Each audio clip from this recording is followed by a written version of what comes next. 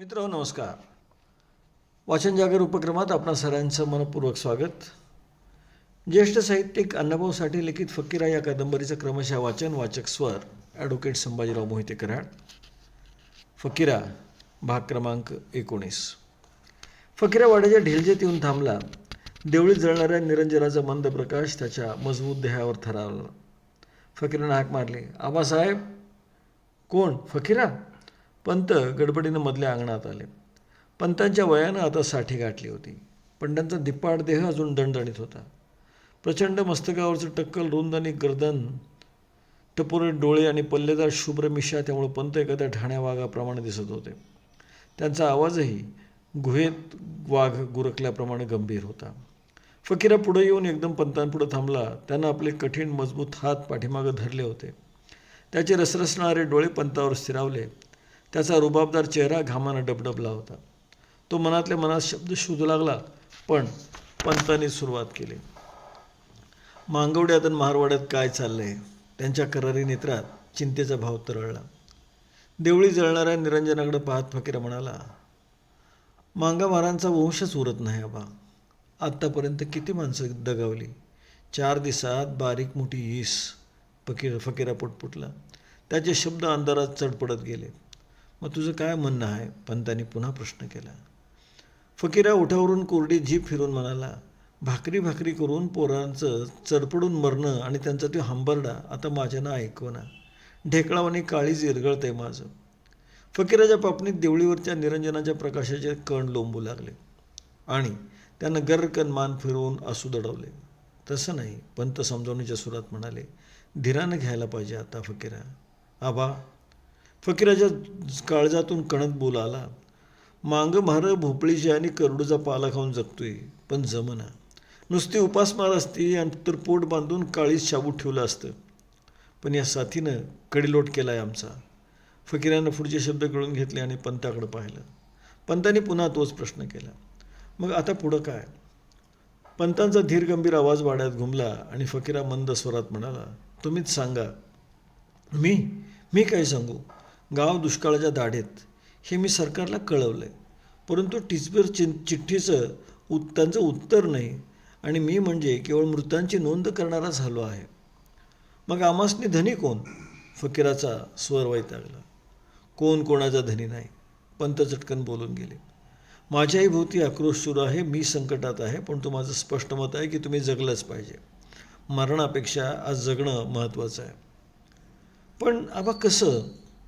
फकीरा अधिकच चिडक्या सुरात उद्गारला. जसं जमेल तसं. पंत खटकन बोलले, काही करा पण जगा. त्यांनी झेप घेऊन निरंजनाची वात वर करून मोठा प्रकाश केला. प्रकाशाची पाचर अंधारात खोल गेली आणि अंधार थरारला. मग आम्ही काय करावं?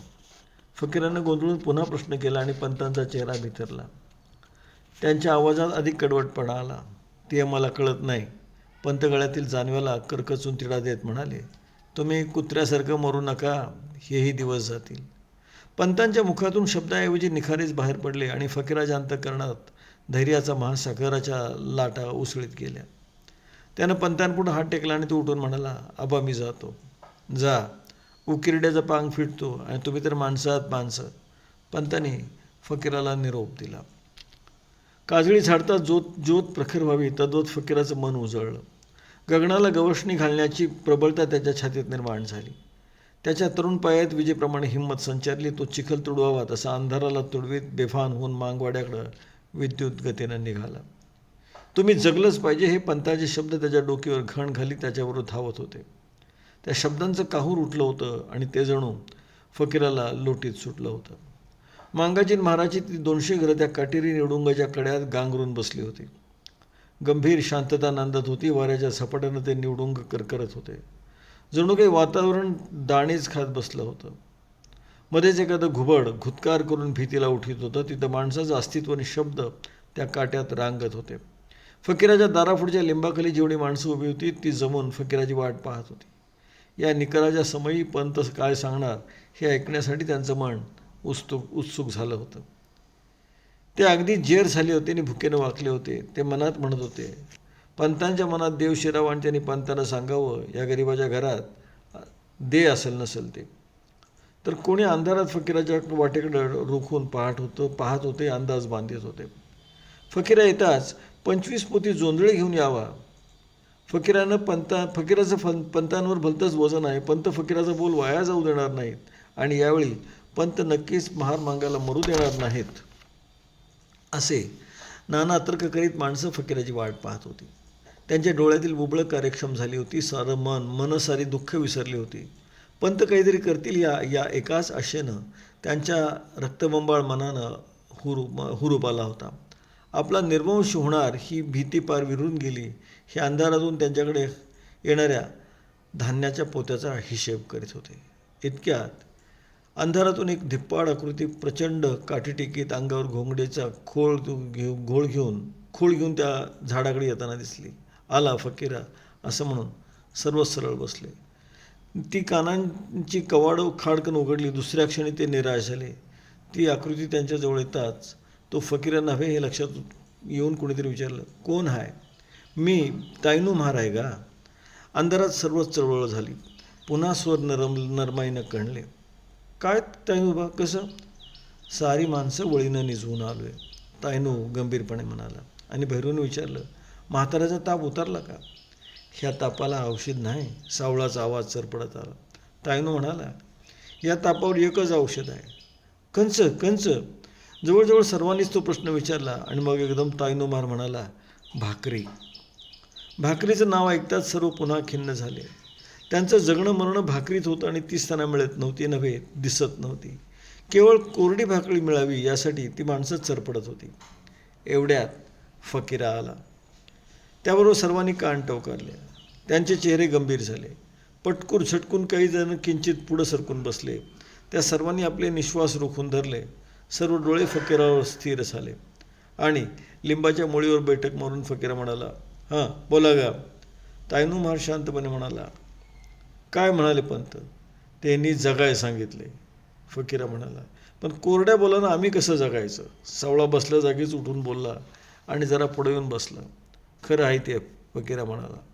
आपण कुलकर्णी एकाच वाटेवर वाटचाल करतोय, मात्र फरक एवढाच की आपण आधी पोचणार आणि पंत जरा वाईच मागणं त्याच जागेवर येणार, म्हणजे मरणार, अलगद येणार. मग आमची वाट काय? मुरा उद्गारला. म्हणजे आम्ही मेलं पाहिजे? किवंडा हरी महार ओरडला. नाही, आम्ही जगलंच पाहिजे, फकीरा खेकसला. अर्पर कसं? सावळानं मान वाकडी करून विचारलं. कोंडी महाराज खांद्यावर ताऱ्या घेऊन उभा राहिला.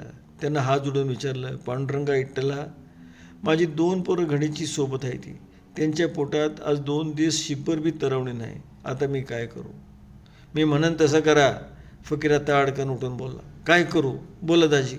सर्व कंठातून एकच प्रश्न बाहेर पडला आणि सर्व गोंगाटावर मात करीत फकीरा म्हणाला, पंतांनी सरकारात अर्ज केला पण सरकार उत्तर देत नाही. मारुतीवानी तोंडाची माणसं बघून आमासने वाटलं हे मारुतीच्या वंशाचं राज्य आहे. पण आता मात्र असं वाटते की हे कुंभकर्णाच्या अवलादीचं राज आहे. आपण तलवार घेऊनच ह्यांच्या उरावर नाचलं पाहिजे. हे फकीराचे निर्वाणीचे शब्द त्या काळोखात दूर चिरीत दूर गेले.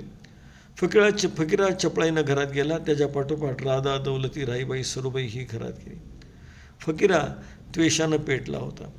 त्यानं देवाऱ्याकडे झेप घेऊन ती तलवार हाती घेतली. हीच तलवार धरून राणूजी शिगावच्या भर जत्रेत निर्भय झाला होता. हीच तलवार धरून फकीरानं खोताचा हात तोडला होता. फकीरानं मग आईच्या पायावर डोकं ठेवलं आणि राहीबाई आणि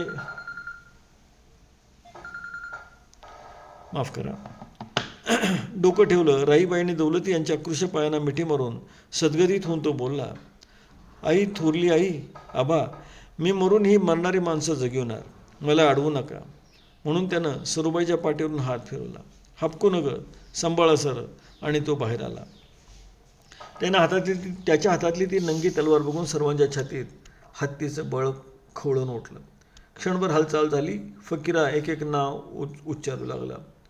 साधू, बळी, मुरा, केरू, सावळू नाना, घमांडी, तायनू महार, केसू महार, सुकानाना, बहाना आणि ज्यांच्या पायात बळ आणि उरात हिंमत असेल त्यांनी एका बाजूला निघावं. त्याच्या ते हुकमी आवाज ऐकणाऱ्याच्या उरात शिरू लागला आणि प्रत्येक हृदयातून हुंकार निघू लागला. घोंगावत आग्या मोळ उठावं तद्वत 150 माणसं उठून बाजूला झाली. अंगात त्वेष चढून बेभान झालेल्या सावळानं डोकीवरचं घोंगडं हवेत भिरकावून शड्डू ठोकला. उभं राहू नका, हत्यार घ्या, हत्यार उपाश मरते, फकीर म्हणाला. हो, हत्यार घ्या. क्षणभर धावपळ झाली. कुऱ्हाडीचे दांडे ठोकून बसले, तलवारी झळाळल्या. मग म्हाताऱ्या कोताऱ्यांना उद्देशून फकीर म्हणाला, आम्ही येई पातूर, तुम्ही मड्यासनी पाणी पाजून जतन करा. उद्या सकाळी अन्नाचा हात ढेग लावतो, घाबरू नका. आकाशात गडद काळोखात 2 चांदण्या मंद लुकलुकत होत्या. त्यांचा चोरटा प्रकाश फकीराच्या तलवारीच्या पात्यावर पडून ती तलवार उग्र भासू लागली. फकीरानं आकाशात दृष्टी रोखून रात्रीचा अंदाज घेतला आणि तो चालू लागला. त्याच्या पाठीमागं 150 हत्यारं चकाकत निघाली. उरलेली माणसं आपल्या घराकडे गेली. गबऱ्याला तरी घेऊन जा, राधा काळीच कठीण करून म्हणाली आणि खटकन थांबून फकीरा उत्तरला, न ग, त्याला आताचे दौड निभणार नाही, तो थकलाय. त्याबरोबर गोट्यात गबऱ्या खेकाळला. त्याच्या त्या खेकाळण्याचा आवाज त्या निवडुगत निनादला आणि राधाचं काळी निर्धास्त झालं. जणू गबऱ्यानं घाबरू नको, फकीरा विजयी होऊन येणार असंच तिला धीर दिला. गावाबाहेर पडून माळाला लागल्यानंतर सावळा आपली चाल वाढवून फकीराशी जुळवली आणि त्यानं त्याचा पार खांद्यापाशी तोंड देऊन म्हणाला, दाजी, आपण कुठं जायचं? माळवाड्याच्या मटकऱ्याला लुटाया, फकीरा उद्गारला आणि वादळाप्रमाणे समोर धावत पाहत तो निघाला आणि मग सारेच धावू लागले. त्यावेळी माळवाडी शांत होती. कोपीत एक म्हातारा बसावा तशी ती डोंगराच्या खोपीत बसली होती. तिच्या डोक्यावरची ती काळी रात्र नाचत होती. गावाच्या एका टोकाला तो मटकऱ्याचा चिरेबंदी वाडा वाळीत टाकल्याप्रमाणे फटकून उभा होता. त्या वाड्याच्या त्या चिरेबंदी भिंतीवर अंधार टरकत होता. फार पूर्वी एका राजाने एका पुजाऱ्याला एका प्राचीन मठाची देखरेख ठेवण्यासाठी 14 गावाचं इनाम दिलं होतं. तेव्हापासून आजपर्यंत त्या 14 गावाच्या इनामावरच त्या मठाचा खर्च चालला होता. परंतु त्या 14 गावाच्या जमिनीसाठी आणि त्या दौलतीसाठी त्या गावात भलतीच होड लागून आजपर्यंत कैकांचे खून पडले होते. एक दुसऱ्याचा खून करून त्या मठाच्या मालकीसाठी आपला दत्तक घालीत होता. आजही त्या वाड्यात 5 मालकीणी आपलं रांडपण रेटीत होत्या. तिथं पेवात किडं नांदावं तशी माणसं नांदत होती. मटकऱ्याच्या त्या चौसपी वाड्यात प्रत्येक खांबाला दाण्याची एक कणगी उभी होती. कैक पेवात धान्य सडत होतं. बाहेर त्या कणगीसारख्या लावून खांबाशी जखडून उभ्या केल्या होत्या. जागोजागी शिकारी कुत्री खुरमंडी घालून निजली होती. प्रत्येक कुत्र्यापाशी एक एक चाकरीचा गडी हत्यारबंद पडला होता. त्या विस्तीर्ण वाड्याच्या मध्य अंगणात पलंग टाकून तो मटकरी निवांत निजला होता. सोप्यात शेकडो गुरं दावणीला रवंत करीत होती. तर निर्भयता निजणाऱ्याच्या घोरण्यानं रातकिडे भयभीत झाले होते. 14 गावांचं धान्य आणि जीवन पोटात घेऊन तो दगडी वाडा सुस्कारी टाकत होता आणि त्याचवेळी त्या दगडांना फकीराचे हात भिडले होते. 150 लोकांनी गावाची नाकेबंदी करून मठ आणि गाव यामध्ये पाचर मारली होती. सावळा, बळी, मुरा यांनी पहिला आडना मारल्याचं काम पूर्ण केलं होतं. गावची मुख्य वाट साधून दाबली होती. हातात ती तलवार घेऊन फकीरा वाड्यात शिरण्यासाठी उतावळी झाला होता. सर्वत्र शांतता नांदत होती. जणू वादळापूर्वीची ती शांतता प्रस्थापित झाली होती. मित्रांनो, हा लुटीचा संघर्ष आणखीन रोमहर्षक आहे. मात्र आज आपण थांबतो आहोत. नमस्कार. जय भारत.